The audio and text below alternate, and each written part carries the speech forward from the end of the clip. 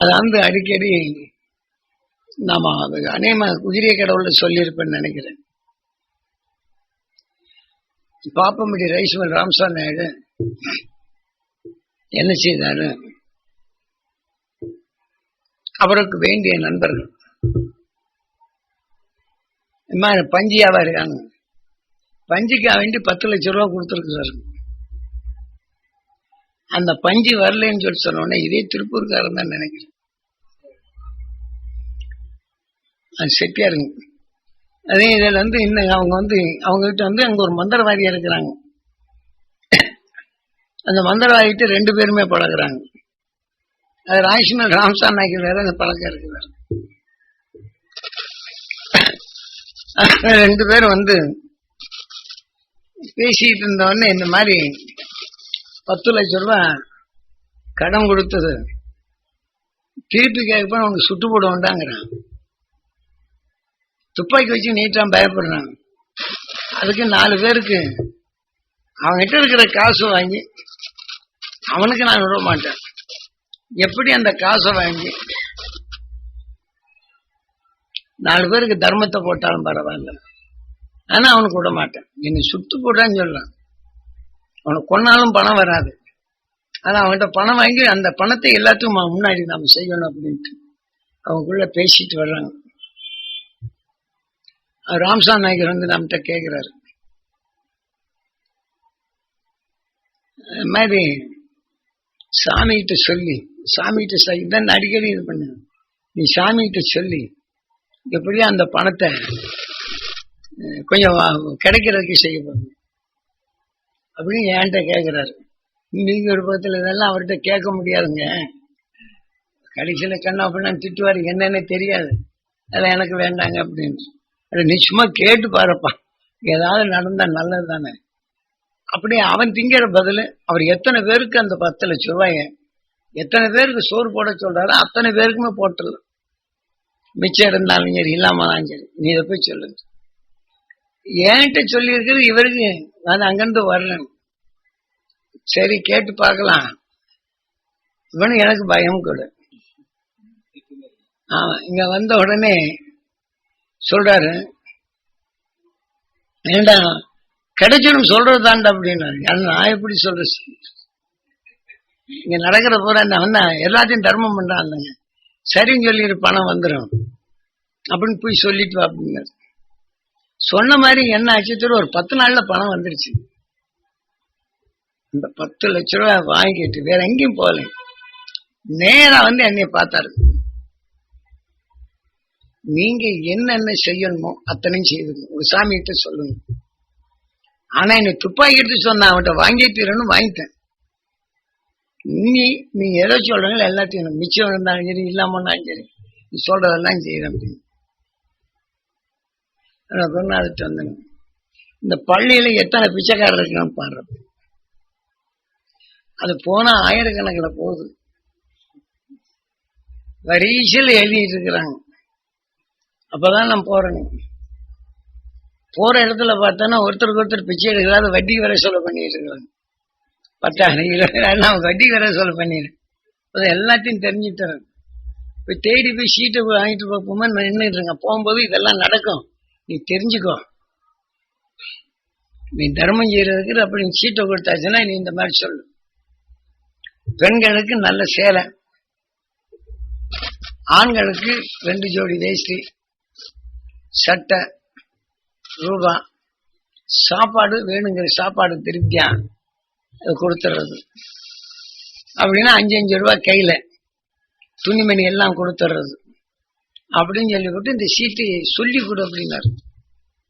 அவங்க இந்த வரவு செலவு பண்ணிட்டு இருக்கல ஒவ்வொருத்தரும் பேசியிருப்பான், எனக்கு அவன் கொடுக்கல இவன் கொடுக்கல அப்படின்னு சொல்லிட்டு வர செலவு கணக்கு ஏதாவது எல்லா பக்கத்தும் சுத்திட்டு இவங்க வட்டி கொடுக்கறது, அதே சமயத்துல யாருக்கு என்னென்ன பங்கு போட்டது அப்படிங்கறதுல இந்த கணக்குல போட்டு நான் போய் நின்று வேடிக்கை பார்த்துட்டு இருக்கேன்.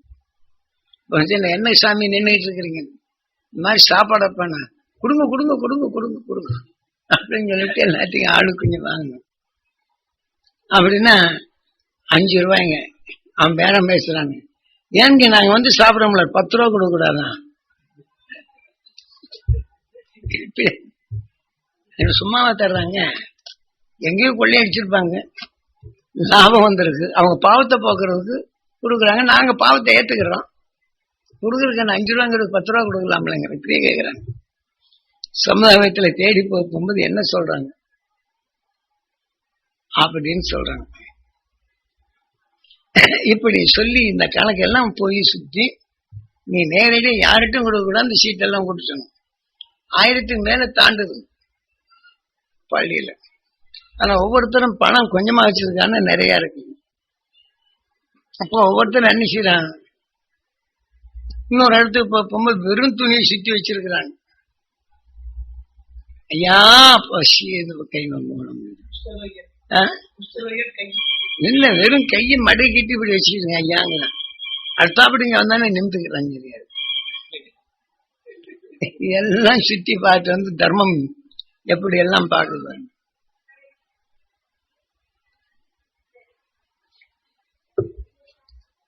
எல்லாத்தையும் கொண்டுக்கும் கொடுத்துட்டு வந்த உடனே நம்ம தேவஸ்தான சத்திரம் அங்க இருக்கு இல்லைங்க, முன்னாடி இப்போ பஸ் ஸ்டாண்டுக்கு இந்த பக்கம் இருக்கு இந்த தேவஸ்தான சத்திரம். அதுல ஒரு ஐயர் அங்க ஹோட்டல் வச்சிருந்தாருங்க. அந்த ஆள் கூட இப்ப சேலத்துல வச்சிருக்காருன்னு நினைக்கிறேன். அங்கேயும் குருநாதர் அங்க எல்லாம் கொடுத்து ரசமணி எல்லாம் கொடுத்துருக்கிறாரு. இந்த மாதிரி அப்பளம் இருக்கணும், பாயசம் அது கிண்ணத்துல எடுத்து வச்சிடணும். இத்தனை எல்லாம் வரிசையில வச்சு 5 ரூபாய் காய வச்சிடணும்.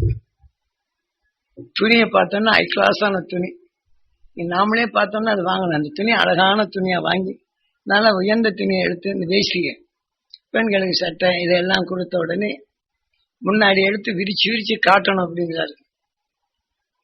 எல்லாம் வர்றவங்க எல்லாம் வரிசையில வரணும் அப்படின்னு சொல்லி போட்டு அங்க உட்கார்ந்துட்டு எல்லாம் சொல்லிட்டு இருக்கிறாரு. வரிசையில் வந்து நிக்குதுங்க.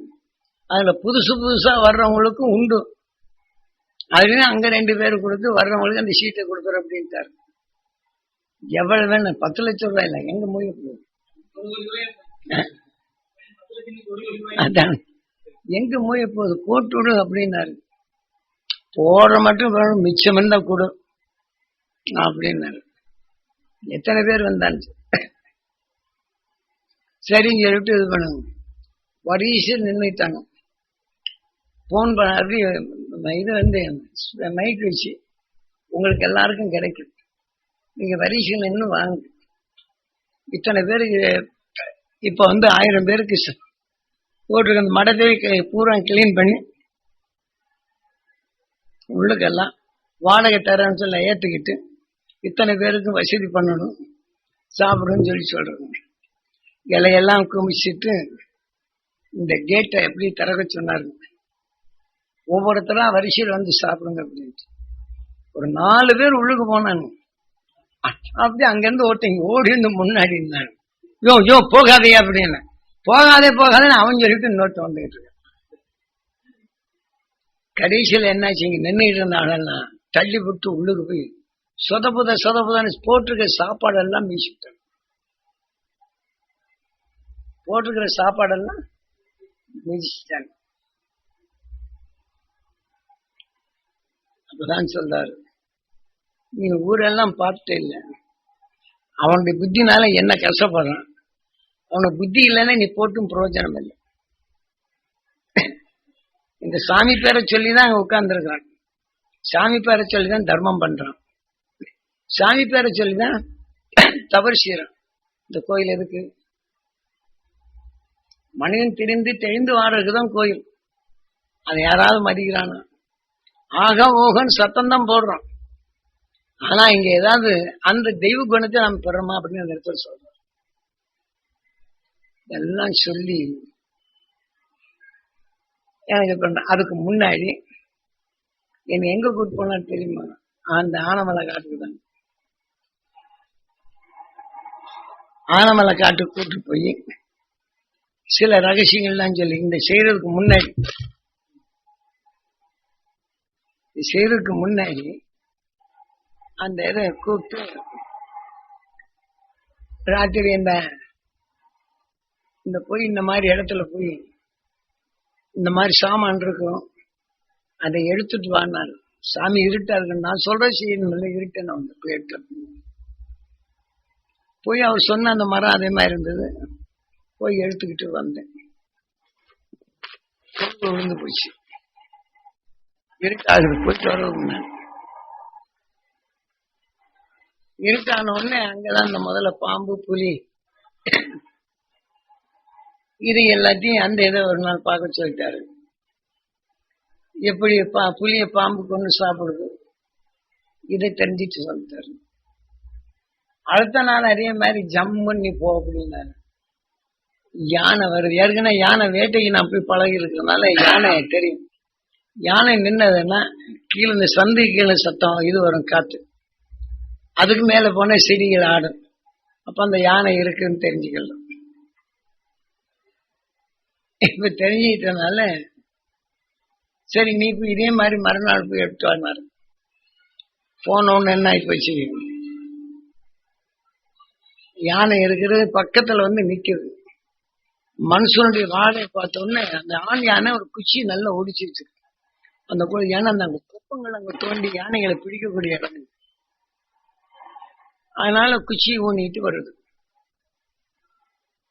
அந்த நிலையில இருந்த உடனே நானு முன்னாடி எல்லாத்தையும் சொல்லி இருக்கிறாருல்ல, நாங்க போறேன். போகும்போது யானை தெரியுது. சாமி யானை அப்படிங்கிற முன்ன வச்ச கால பின்ன வைக்காத யானை அப்படிங்கிற முன்ன வச்ச கால பின்ன வைக்காத. இந்த சவுண்டு கொடுத்தல காதை வெடைச்சிடுச்சுன்னா தீஞ்சு நிச்சயம் அதை அடிக்கும். அப்படி தலையை தூக்கி அப்படி தலையை நிமிந்திருச்சுன்னா நிச்சயம் அடிச்சு. சாமி அப்படின்னு அது வர்ற வேகத்தை பார்த்த உடனே எனக்கு இங்க வயிற்றவே கலாச்சிருச்சு. முன்னாடி போங்கிறாரு, இங்க பின்னாடி. உண்மையில எனக்கு பேரிகை ஆயிடுச்சு. பேரிக்கை ஆகி வயிற்றாலே போயிடுச்சு. கேக்குதா? அப்போ வேஸ்டெல்லாம் நாரி போச்சுன்னு வச்சுக்கோ, வேற வழி இல்லை. அவர் சொன்னது தப்ப முடியாது. நீ தோசு பண்றா அப்படிங்கிறார். நீ சிநேதம் பண்றாங்க ஹிந்தியில. சொன்ன உடனே எங்க சாமி தோசு பண்றோம்னால எனக்கு ரோஸ்ட் பண்ணி போட்டிருக்கோம்.